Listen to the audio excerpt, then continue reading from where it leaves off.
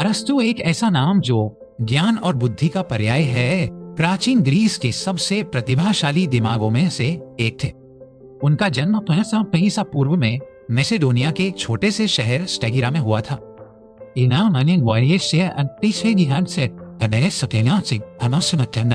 निकोमाकस मैसेडोनिया के राजा अमेंटासी के निजी चिकित्सक थे। इस शाही संबंध ने अरस्तु को कम उम्र में ही चिकित्सा और जीव विज्ञान से परिचित कराया।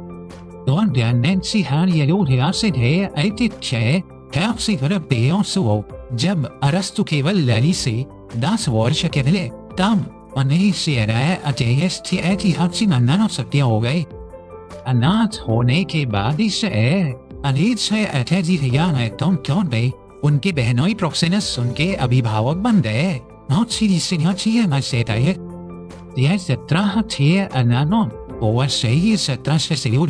अरस्तु को उच्च शिक्षा के लिए एथेंस भेजा गया। एथेंस उस समय बौद्धिक दुनिया का केंद्र था। अरस्तु ने प्लेटो की प्रसिद्ध अकादमी में प्रवेश लिया। वो 20 वर्षों तक अकादमी में रहे, पहले एक छात्र के रूप में और फिर एक शिक्षक के रूप में। प्लेटो ने अरस्तु की असाधारण बुद्धि को पहचाना और उन्हें अकादमी का दिमाग कहा। हालांकि अरस्तु अपने गुरु प्लेटो के कई विचारों से असहमत थे। प्लेटो का मानना था कि वास्तविक दुनिया विचारों और रूपों की दुनिया है, जबकि अरस्तु ने अनुभवजन्य अवलोकन पर जोर दिया। पूर्व में प्लेटो की मृत्यु के बाद अरस्तु ने एथेंस छोड़ दिया। उन्होंने एशिया माइनर के तट पर एसोस शहर की यात्रा की। वहां उन्होंने राजा हर्मियास की भतीजी और दत्तक बेटी पाइथिया से शादी की। पाइथिया से बेटी हुई, जिसका नाम भी उन्होंने पाइथियास रखा। पूर्व में मैसेडोनिया के राजा फिलिप द्वितीय ने अरस्तु को एक महत्वपूर्ण कार्य के लिए आमंत्रित किया। उन्हें समय 11 वर्षीय बेटे सिकंदर को शिक्षित करने का काम सौंपा गया था। सिकंदर, जो बाद में सिकंदर महान के नाम से जाना गया, इतिहास के सबसे सफल सैन्य कमांडरों में से एक बना। अरस्तु ने सिकंदर को बयानबाजी, साहित्य और राजनीति सहित कई विषयों में पढ़ाया। उन्होंने सिकंदर में ज्ञान और अन्वेषण के लिए एक जुनून पैदा किया। सिकंदर के शिक्षक के रूप में अरस्तु का समय लगभग 3 साल तक चला।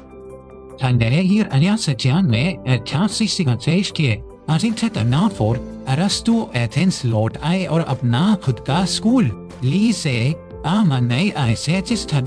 स्थापित किया। लीसे यम प्लेटो की अकादमी का एक प्रतियोगी बन गया।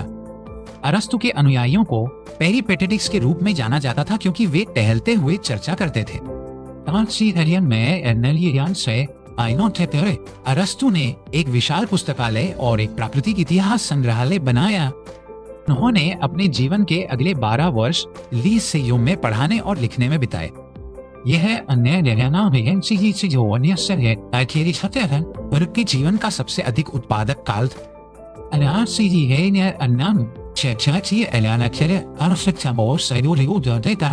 तत्व मीमांसा, नैतिकता, राजनीति, जीव विज्ञान और भौतिकी सहित विषयों की एक विस्तृत श्रृंखला पर लिखा।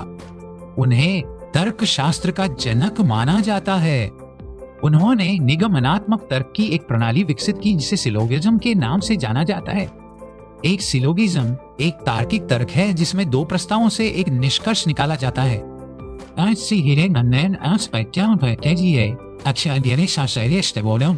सभी मनुष्य नश्वर है। सुकरात एक मनुष्य है, इसलिए सुकरात नश्वर है। अरस्तु का तर्कशास्त्र 2 सहस्राब्दियों से अधिक समय तक पश्चिमी विचार पर हावी रहा।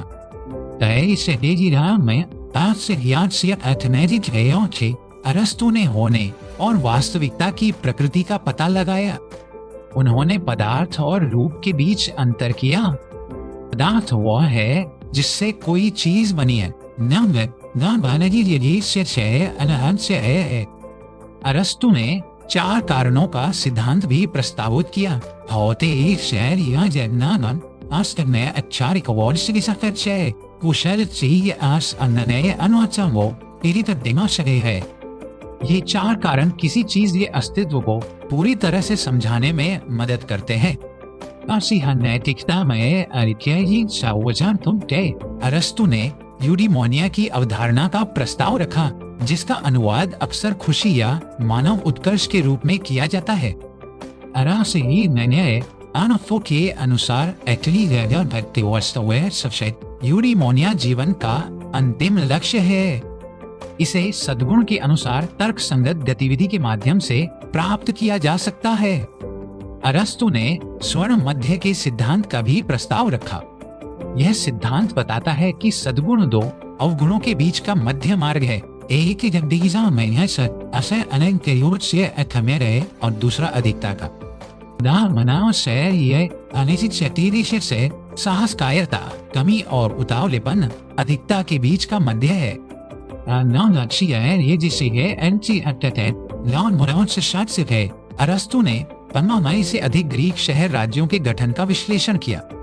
उन्होंने अपनी टिप्पणियों का उपयोग अपनी प्रसिद्ध कृति राजनीति लिखने के लिए किया।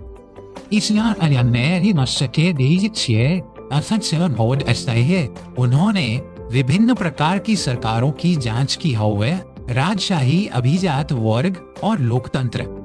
अरस्तु का मानना था कि सबसे अच्छा संविधान वो है जो इन तीनों के तत्वों को मिलाता है। उन्होंने यह भी तर्क दिया कि मनुष्य स्वभाव से राजनीतिक जानवर है। इसका मतलब है कि हम स्वाभाविक रूप से समाज में रहने और राजनीतिक जीवन में भाग लेने के लिए प्रवृत्त हैं। अरस्तु को जीव विज्ञान का जनक भी माना जाता है। उन्होंने आप से अधिक विभिन्न प्रजातियों के जानवरों का अवलोकन और वर्गीकरण किया। उनके जैविक लेखन में जानवरों का इतिहास और जानवरों की पीढ़ी शामिल है। उन्होंने समुद्री जीवन का व्यापक अध्ययन किया, जिसमें ऑक्टोपस और कटलफिश शामिल है। उनके कई अवलोकन सदियों बाद तक पुष्टि नहीं हुए थे। अरस्तु के विचार 2000 वर्षों तक प्रभावशाली रहे। उन्होंने प्रस्तावित किया कि 4 स्तरीय तत्व है: पृथ्वी, जल, वायु और अग्नि शेष है। उन्होंने यह भी माना कि एक 5वां तत्व है ईथर, जिससे आकाश बना है। अरस्तु का मानना था कि पृथ्वी ब्रह्मांड का केंद्र है। यह भूकेंद्रित मॉडल टॉलेमी द्वारा लोकप्रिय हुआ और पुनर्जागरण तक व्यापक रूप से स्वीकार किया गया। हालांकि अरस्तु के कई वैज्ञानिक विचार बाद में गलत साबित हुए, लेकिन उन्होंने वैज्ञानिक पद्धति की नींव सही रखी। उन्होंने अनुभवजन्य साक्ष्य और तार्किक तर्क के महत्व पर जोर दिया। ईसा पूर्व में सिकंदर महान की मृत्यु के बाद एथेंस में मैसिडोनिया विरोधी भावना बढ़ गए। अरस्तु मैसिडोनिया के साथ अपने संबंधों के कारण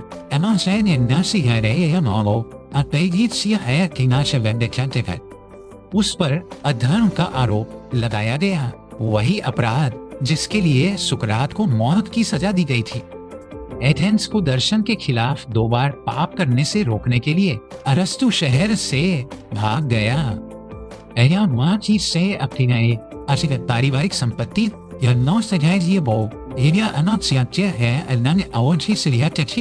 चला गया।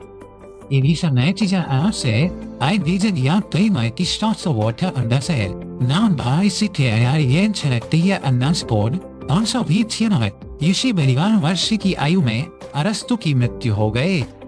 उनकी मृत्यु का कारण एक पाचन रोग माना जाता है। अब वसीयत में उन्होंने अपनी पत्नी की हड्डियों को अपनी कब्र में दफनाने का अनुरोध किया। उन्होंने अपने दासों को मुक्त करने का भी प्रावधान किया।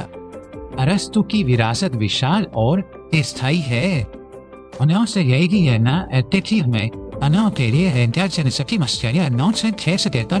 विज्ञान और राजनीति की नींव रखी। उन्हें इतिहास के सबसे महान विचारकों में से एक माना जाता है। उनके काम का अध्ययन और बहस आज भी जारी है। अरस्तु ने हमें सिखाया कि दुनिया को तर्क और अवलोकन के माध्यम से समझा जा सकता है। उन्होंने हमें एक अच्छा जीवन जीने और एक न्यायपूर्ण समाज बनाने के बारे में भी मार्गदर्शन दिया। अरस्तु का प्रभाव इस्लामी और यहूदी विचार में भी फैला हुआ है। मध्य युग के दौरान अन्य शिक्षाएं उनके कार्यों का अरबी में अनुवाद किया गया और मुस्लिम दार्शनिकों द्वारा उनका अध्ययन किया गया। इन अरबी अनुवादों और टिप्पणियों ने बाद में यूरोप में अरस्तु के विचारों को फिर से प्रस्तुत करने में मदद। थॉमस एक्विनास जैसे ईसाई धर्मशास्त्रियों ने अरस्तु के दर्शन को ईसाई धर्मशास्त्र के साथ एकीकृत करने का प्रयास किया। अरस्तु के काम ने वैज्ञानिक क्रांति के विकास में भी महत्वपूर्ण भूमिका निभाई।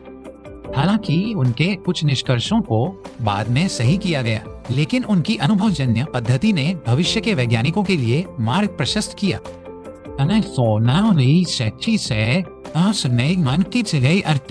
अरस्तु ने पोएटिक्स नामक एक प्रभावशाली ग्रंथ लिखा।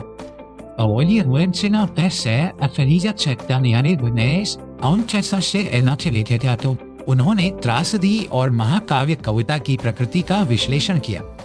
उन्होंने कैथारसिस की अवधारणा का प्रस्ताव रखा, जो दर्शकों द्वारा अनुभव की जाने वाली भावनाओं का शुद्धिकरण है। अरस्तु का मानना था कि कला की नकल मिमेसिस के माध्यम से हम मानव स्वभाव के बारे में सच्चाई सीख सकते हैं।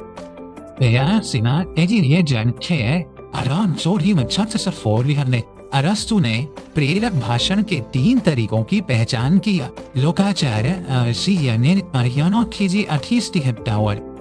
लोकाचार वक्ता के चरित्र और विश्वसनीयता को संदर्भित करता है। करुणा दर्शकों की विभावना से आकर्षित करने की अपील है। लोगों तर्क और कारण की अपील है। अरस्तु के बयानबाजी के सिद्धांत आज भी सार्वजनिक भाषण और संचार में प्रभावशाली है।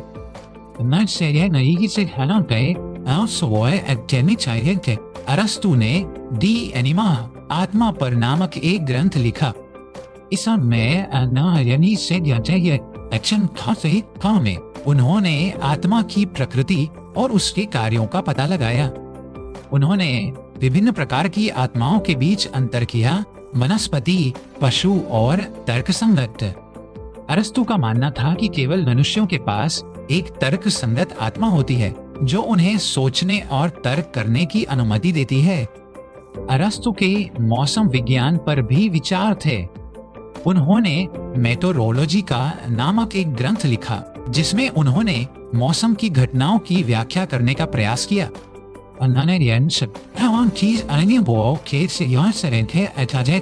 उल्का और इंद्रधनुष जैसी घटनाओं पर चर्चा की।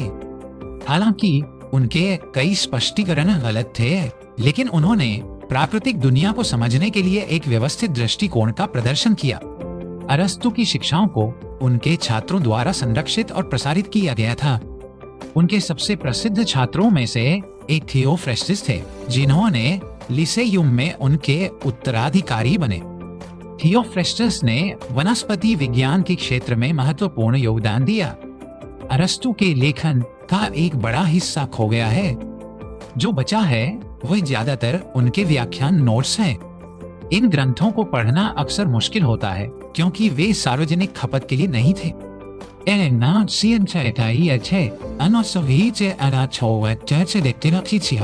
अरस्तु के जीवित कार्यों ने मानव विचार पर गहरा प्रभाव डाला है। वह एक सच्चे सच्चे बहुज्ञ थे। से ज्ञान के लिए उन्होंने मानव ज्ञान के लगभग हर क्षेत्र में योगदान दिया। अरस्तु का दर्शन हमें अपने आसपास की दुनिया और खुद पर सवाल उठाने के लिए चुनौती देता है।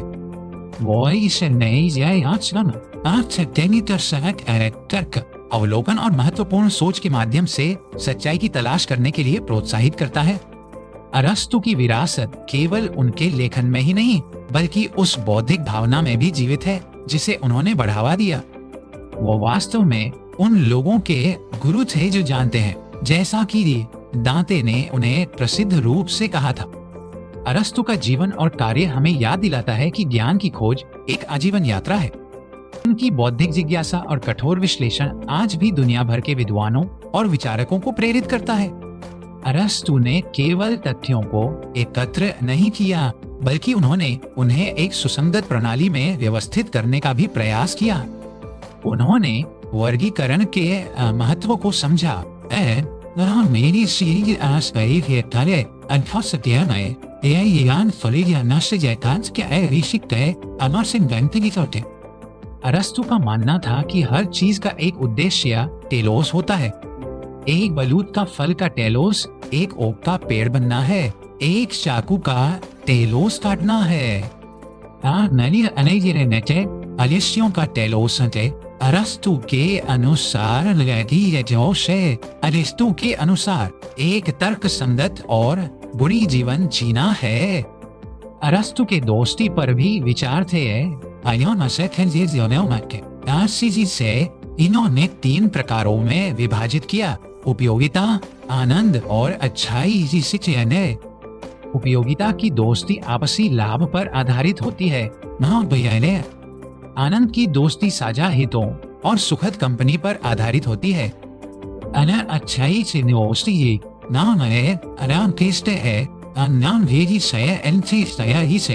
से उच्चतम प्रकार है। आपसी सम्मान और प्रति आधारित है। अरस्तु का मानना था कि सच्ची दोस्ती एक अच्छा जीवन जीने के लिए आवश्यक है।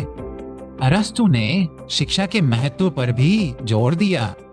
उनका मानना था कि शिक्षा का उद्देश्य केवल ज्ञान प्रदान करना नहीं है, बल्कि चरित्र का निर्माण करना भी है। उन्होंने तर्क दिया कि आदत के माध्यम से नैतिक सद्गुण विकसित किए जा सकते हैं। अरस्तु के विचार आज भी उतने ही प्रासंगिक हैं जितने वे 2000 साल पहले थे। वह एक ऐसे व्यक्ति थे जिन्होंने दुनिया को हमेशा के लिए बदल दिया। अरस्तु तर्क और विज्ञानियों में ज्ञान के एक शाश्वत प्रकाश स्तंभ बने हुए हैं।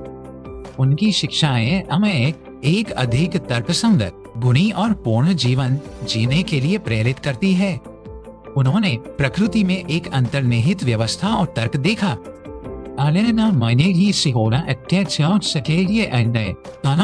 एक पहेली नहीं थी ऐसी बल्कि एक रहस्योद्घाटन थी जो अवलोकन और तर्क की प्रतीक्षा कर रही थी। उन्होंने अनुभवजन्य करने का इसे ज्ञान और समझ के स्रोत के रूप में देखा। अरस्तु की विरासत हमें याद दिलाती है कि सबसे गहन सत्य अक्सर हमारे सामने ही छिपे होते हैं।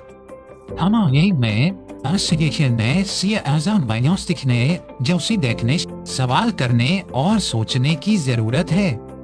अरस्तु का प्रभाव इतना गहरा था कि मध्य युग में उन्हें केवल द फिलोसफर के रूप में जाना जाता। उनका अधिकार लगभग बाइबिल जैसा था और उनके लेखन को लगभग अचूक माना जाता था। पुनर्जागरण और वैज्ञानिक क्रांति ने अंततः अरस्तु के कई विचारों को चुनौती दी, लेकिन उनकी बौद्धिक भावना अनुभवजन्य जांच और तार्किक कठोरता की भावना बनी रही। अरस्तु ने हमें दिखाया कि ज्ञान स्थिर नहीं है, बल्कि एक सतत विकसित होने वाली प्रक्रिया है। वह परम छात्र और परम शिक्षक दोनों थे। उनकी जिज्ञासा संक्रामक थी से और उनका ज्ञान विशाल था। अरस्तु का जीवन इस बात का प्रमाण है कि व्यक्ति दुनिया को कैसे बदल सकता है। उनकी कहानी हमें अपने स्वयं के जुनून को आगे बढ़ाने और ज्ञान की तलाश करने के लिए प्रेरित करती है, चाहे वो हम हमें कहीं भी ले जाए। अरस्ती नाम ऐसा नहीं